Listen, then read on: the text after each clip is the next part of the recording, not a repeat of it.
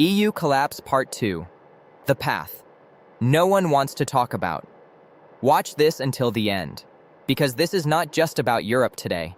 It is about what Europe could become if the current direction does not change, not in a distant future, but within one generation. A Europe where life becomes more expensive every year, where people work harder but feel poorer, where industry weakens, public systems come under pressure, and young people start looking elsewhere for opportunity. And the most dangerous part? This kind of decline does not arrive all at once. It arrives slowly, quietly, until one day people realize the life they thought was normal is no longer there. Welcome back to Mindful Minds and Money. I'm Felix. In the last video, we looked at how parts of Europe are falling behind economically and how uncomfortable that comparison has become.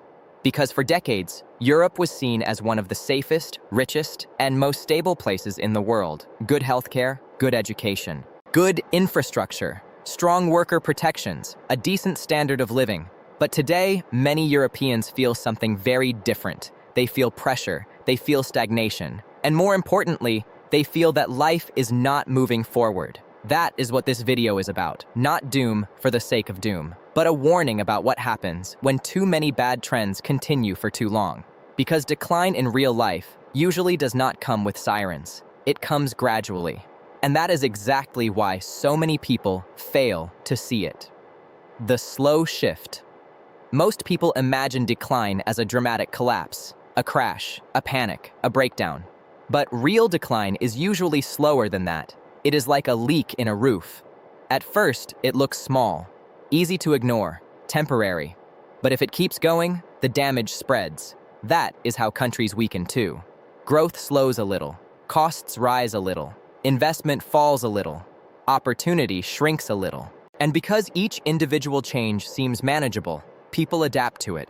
That is the danger. A family cuts back. A worker accepts that their pay buys less. A business delays hiring. A young person thinks about leaving. Each one seems like a small adjustment, but together they create a new normal. And once people stop expecting progress, decline becomes much easier to accept. That is one of the biggest risks Europe faces. Not only becoming weaker, but becoming resigned. When industry leaves, a strong economy must make real things. Machines, cars, chemicals, energy systems, technology. Industry matters because it creates stable, productive jobs for ordinary people.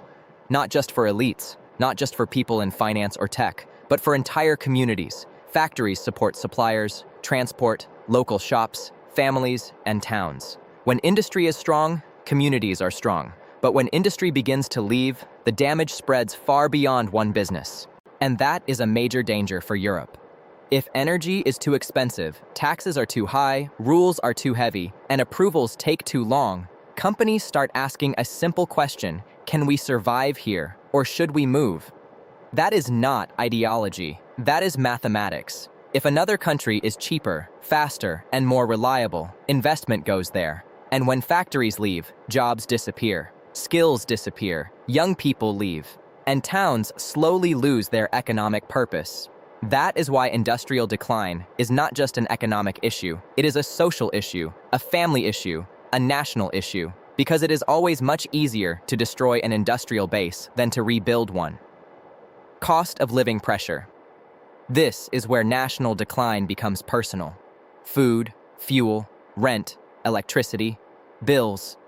People do not experience decline through economic charts. They experience it through stress. If wages rise a little, but prices rise more, people become poorer. It really is that simple.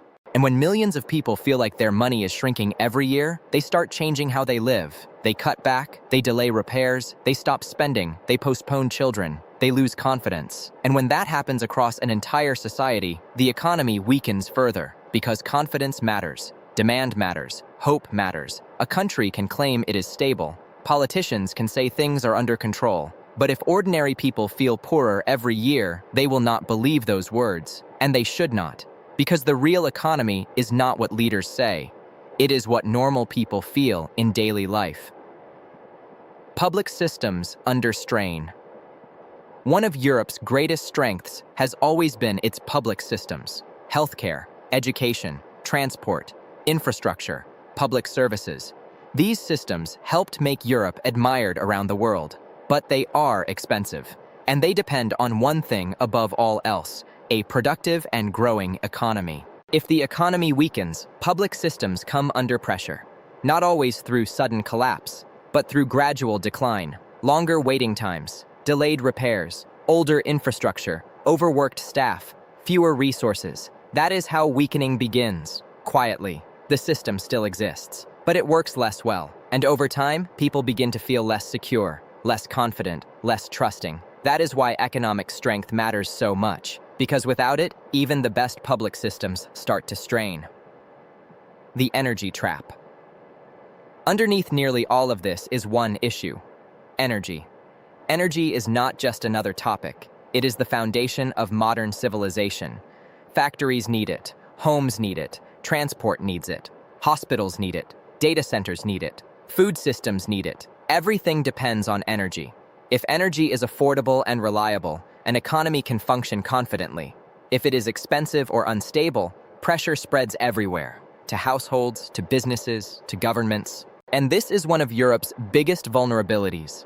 Europe pushed hard toward energy transition goals, but if that transition is badly timed or badly balanced, it can weaken the very economies it is supposed to improve. That is the hard truth. Good intentions are not enough. Energy must be available, reliable, affordable, competitive. Without that, industry suffers, bills rise, and growth weakens. Germany as a warning. Germany is one of the clearest warning examples. For years, it was seen as the industrial engine of Europe, a symbol of engineering, manufacturing, exports, and productivity. But major energy decisions, including the phase-out of nuclear power, created serious long-term questions. The goal may have sounded moral and modern, but intention is not the same as outcome. If you remove reliable energy before stable replacement is fully ready, you create risk, a lot of risk.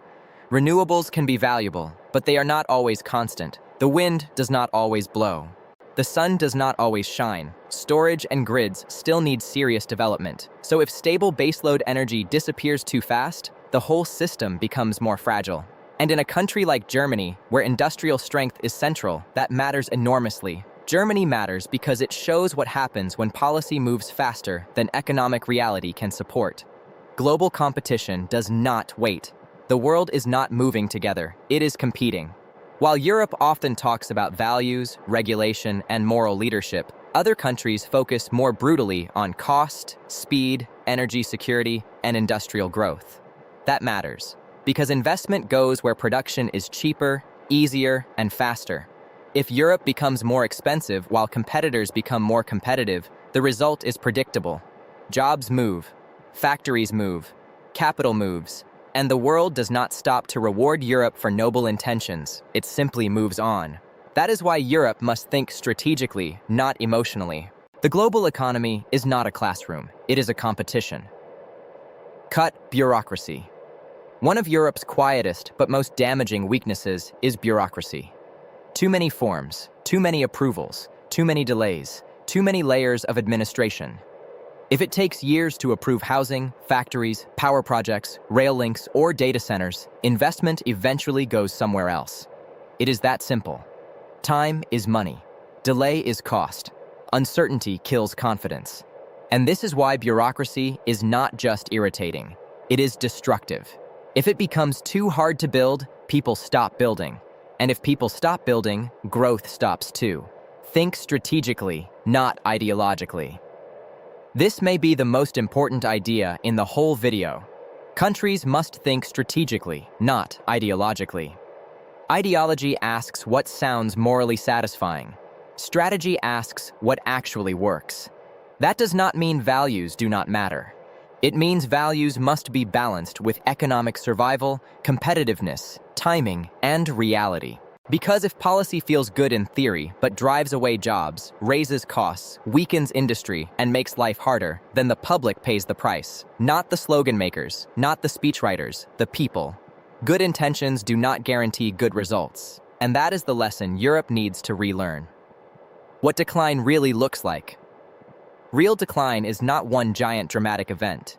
It is many smaller disappointments. A graduate leaves for another country. A business stops expanding. A family delays having children. A hospital waiting list grows. A town loses a factory. A road repair is postponed. A public service weakens. And over time, the whole society shifts from building to coping. That is decline. When people stop talking about opportunity and start talking mostly about survival, something important has already changed. Can this be reversed? Yes, but not easily, and not quickly. Europe is not doomed, but reversing decline is always harder than preventing it. The first step is honesty. Problems cannot be solved if leaders refuse to name them. The second step is prioritization. Energy, competitiveness, industry, infrastructure, productivity. These have to come first, because without them, the rest becomes harder to fund and harder to protect. The third step is courage. The courage to change failed policies, to simplify broken systems, to admit mistakes, and to choose reality over political fashion. How Europe can turn this around? Europe needs to do a few things clearly and urgently. First, fix energy. Without affordable, reliable energy, almost nothing else works properly. Second, protect and rebuild industry. Europe cannot live on speeches and services alone. Third, cut bureaucracy hard, not a little. Hard. Fourth, invest in practical education, skilled workers, and productive capacity. Fifth, rebuild infrastructure, roads, grids, transport, water systems, and digital systems. And finally, think strategically. Policy must serve reality, not just headlines. Final message. Europe is at a crossroads. One path leads to slow decline, higher costs, weaker industry, less confidence, less opportunity. The other path leads to renewal, energy security, competitiveness, industrial strength, infrastructure, growth. That second path is harder politically, but far better economically, and far better historically. Because great civilizations do not survive by pretending problems are not real. They survive by adapting before it is too late. If you made it this far, you already understand something many people still do not. The future is shaped slowly, before it is felt suddenly. So subscribe to Mindful Minds and Money, because the next decade may decide more than most people realize. This is Felix. Stay awake, stay aware. See you next time.